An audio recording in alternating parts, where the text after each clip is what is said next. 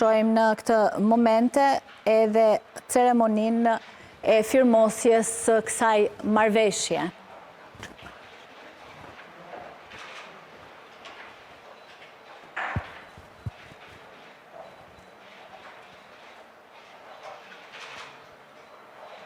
Është një marrëveshje për financimin e projektit strategjik të rrugës Durrës-Rogozhin, pjesë e korridorit të 8, një arterie kyçe që do të lidhë Shqipërinë me rrjetin evropian të transportit dhe do të forcojë më tej rolin e vendit tonë si një nyje lidhëse në rajon.